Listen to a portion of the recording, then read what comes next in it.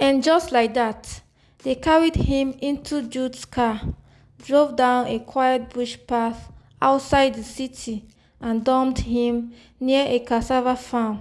They thought he was dead. Hi everyone, welcome back to my channel.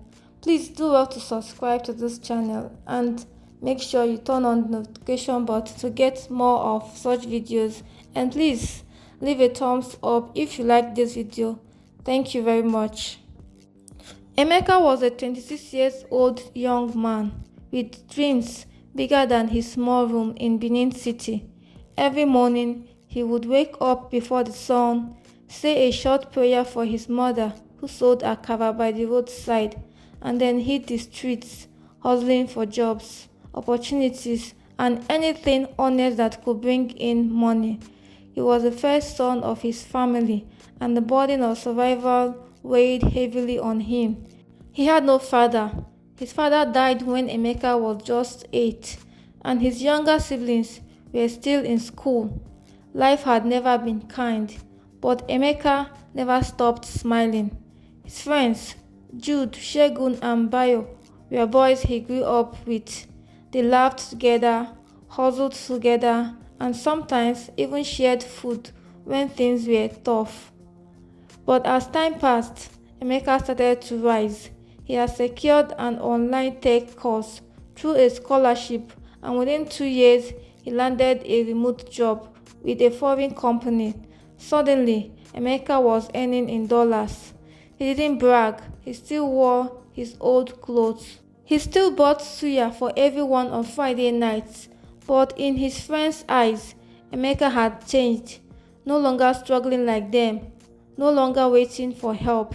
He had moved one step higher, and that step was enough to create jealousy. But Emeka, kind-hearted and blind to envy, did not notice. So when his friends said they wanted to throw him a small congratulatory party at Jude's flat, he smiled and said, "Una too much, I go buy the drinks." He never knew he was walking into a trap. The night of the celebration was quiet, just the four of them. Laughter, music from a Bluetooth speaker, some meat and cold drinks. Everything felt normal until it didn't. Just an hour into the night, Emeka started feeling dizzy. His head was spinning. His throat was dry. "I think I need to rest," he murmured, trying to stand, but his leg gave way. He fell hard, his body jerking. His friends stood over him, not in fear, but in silence. "He's not moving," Shegu whispered. "Let's get him out. We can't keep him here," Bayo added, and just like that, they carried him into Jude's car, drove down a quiet bush path outside the city, and dumped him near a cassava farm. They thought he was dead. "God forgive us," Jude muttered, and they drove off. But God had other plans. A farmer named Padogo was walking home from his farm when he noticed something strange in the bush. A body, still but breathing faintly. "Jesus," he cried. "Who do this kind of thing?" With trembling hands, the old man flagged down a passing keke and rushed Emeka to a nearby private clinic. The doctors found traces of poison and alcohol in his blood. It was a miracle he survived the night. For 2 weeks, Emeka was in coma. When he finally opened his eyes, he was confused, weak, and broken. He couldn't remember what had happened immediately, but the images came slowly. The party, the drinks, the smiles, and then darkness. Dr. Osayale, the man who treated him, watched him closely. "You were poisoned," he said one evening. "You're lucky someone found you. Whoever did this wanted you gone." Tears filled Emeka's eyes. The only people who were with him that night were his friends, the same people he called brothers. He couldn't believe it, but he had to. Something inside him snapped. Not anger, not even hatred, just a cold silence. The kind of silence that comes when you realize you were never safe. He didn't call them. He didn't go back home immediately. He stayed in the hospital longer than needed, pretending to still be weak. In truth, he was planning. Emeka needed to know why. He needed to know who planned it and who followed. And most of all, he needed to let them believe he was dead. So he made a decision. He would return quietly. He would move in secret. No calls, no visits, just observation. His first move was to visit his mother and swear her to secrecy. "Mama," he whispered, kneeling beside her sickbed, "please, let them think I'm gone. Just give me time." She cried and hugged him tightly. God saved you for a reason. That reason was starting to unfold. Back in town, Jude and the others were celebrating again. They thought the business deal Emeka had been working on was now theirs. They forged emails, lied to foreign clients, and even withdrew some money from Emeka's abandoned account. But something was happening they didn't expect. Strange messages began arriving on their phones. "You know what you did? I'm not gone. Justice is watching." They laughed at first, thinking it was a prank, until Shegun's car was found with its tires slashed and a note left on the dashboard. "How do you sleep after killing your brother?" One by one, fear started creeping in, and somewhere in the shadows, Emeka watched. He had a small camera, a new identity, and a list of things to uncover. Not just what they did, but who else might have helped. Because the truth was, the betrayal might be deeper than he thought, even darker than he imagined. Emeka sat in a small rented room at the edge of Benin City. The window had no curtain. The bed was stiff, but he didn't care. He wasn't here to be comfortable. He was here for truth. He stared at the whiteboard he had bought from a roadside trader.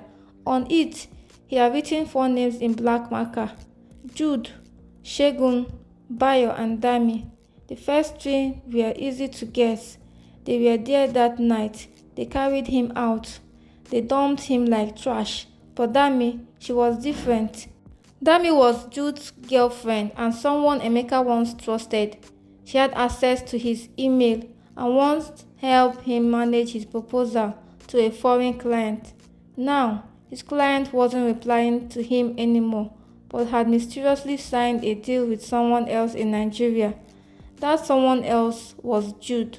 Emeka had put the pieces together, but something didn't sit right. Jude wasn't smart enough to handle international tech contracts. Someone helped him fake the documents. Someone taught him how to trick the system, and someone coached him on how to lie. He suspected Dami, but he needed proof, so he bought a small button camera online and posed as a delivery man.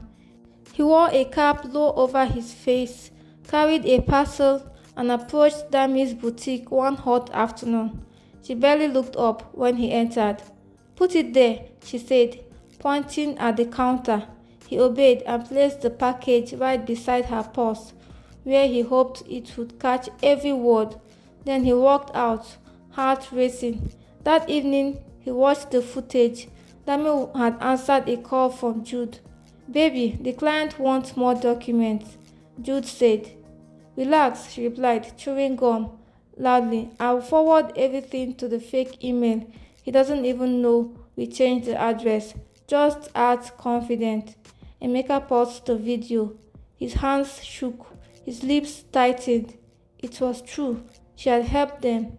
She was the brain behind the theft. But even worse, she was laughing. Laughing at how easily they had fooled him. Laughing at how he drank the poison like Fanta. His chest tightened. It wasn't just betrayal anymore. It was humiliation. For 3 days, Emeka didn't speak to anyone, not even his mother. He stayed indoors, staring at his wall, mapping out the next steps. His spirit burned with quiet fire. But he knew one thing clearly now. This wasn't just about getting revenge. It was about getting justice. One night, Emeka reached out to his old tech contact, a man named Prosper, who ran a small cyber cafe firm in Warri.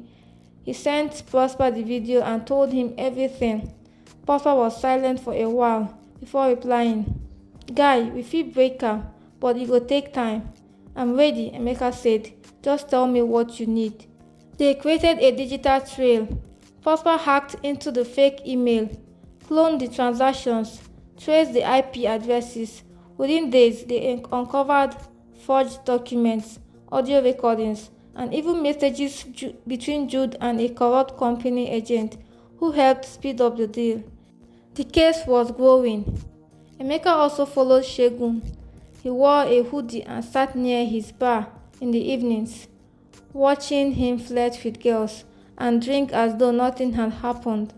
One night, Segun was alone. Emeka approached slowly. "Segun," he said quietly. Segun turned and froze. He dropped his drink. The glass shattered. "You! It's not possible. I should be dead, right?"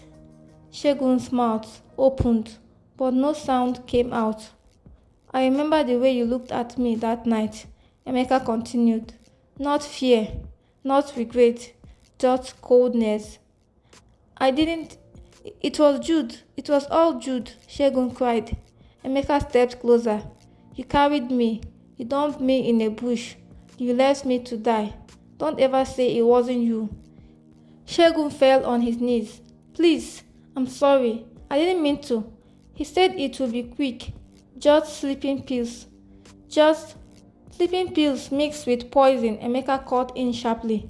"You knew what you were doing." Emeka pulled out his phone and played an audio clip.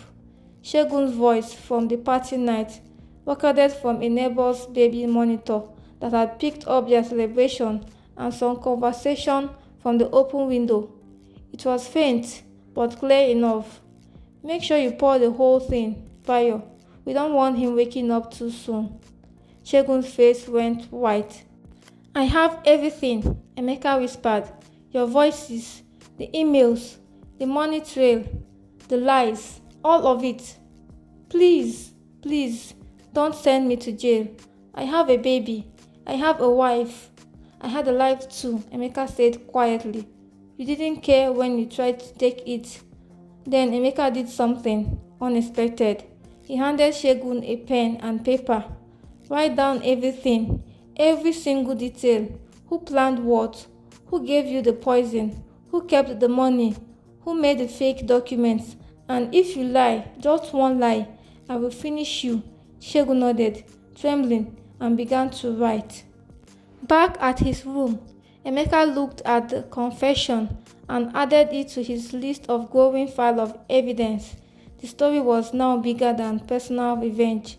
It was a network of betrayal, fraud, and attempted murder. He was gathering it all for one reason: to walk into the police station one day, not as a victim, but as the man who exposed a crime ring. But he wasn't ready yet. One person remained. The one who smiled the most, the one who toasted to his success that night, the one who lifted his glass and said, "To our brother who never forgot us," the same brother who poured death into his cup. Emeka stared at Jude's picture on the wall.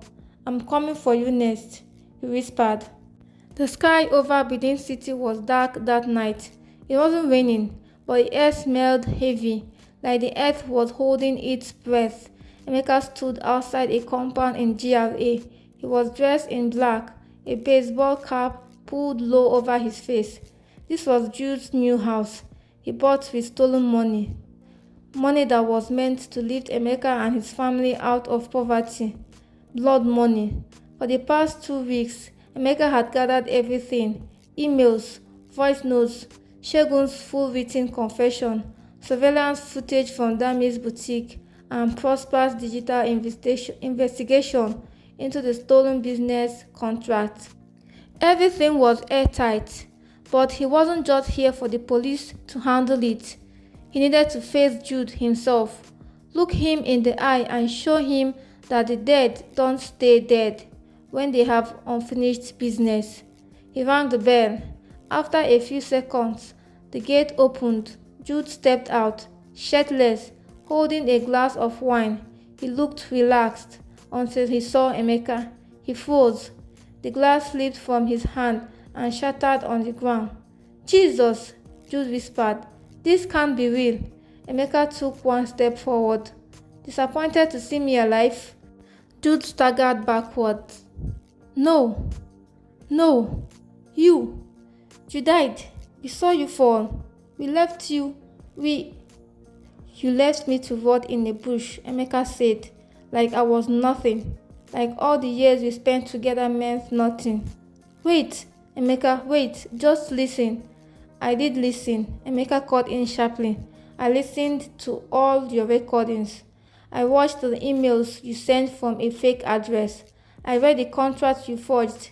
I heard you tell Bayo to empty the poison. I saw how you smiled at my mother at my fake funeral like nothing happened." Jude looked pale. His lips trembled. I only did it because you changed. You started doing big man, talking to white people, driving better car. We were struggling and you just left us behind." "I left no one," Emeka said calmly. "I brought you along. I shared with you, but you wanted it all, and you were willing to kill me for it." From his bag, Emeka brought out a thick brown envelope. "Here's a legacy," he said, tossing the file at Jude's feet. "Proof of everything, and copies have been sent to the police, my lawyer, and my client in the UK." Jude dropped to his knees. "Please, I'll give you back the money. I'll confess. Just don't send me to prison." Emeka knelt, now eye to eye with the man who once called him brother. "I spent weeks in a coma. I lost everything, but I got back up, and now I'm taking back my life. You don't get to walk away after what you did." He stood up and walked away. Behind him, Jude remained on the floor, broken and sobbing. 1 week later, news spread like wildfire across Benin. Tech entrepreneur survives poisoning, exposes friends in fraud and murder attempt. Jude, Shegun and Bayo were arrested and charged. Dami fled the city but was caught weeks after in Abuja. Prosper helped Emeka recover the stolen funds, and his clients overseas were so impressed by Emeka's resilience that they gave him an even bigger contract. But it wasn't just about money anymore. It was about healing. Emeka bought his mother a new home. He set up a tech training center for youth in low-income neighborhoods, giving others the same chance he never had. People called him the man who rose from the grave. And on one quiet evening, Emeka stood on the rooftop of his new apartment, staring at the city lights. He wasn't bitter. He wasn't angry anymore. He had survived. He had conquered. He had turned betrayal into purpose.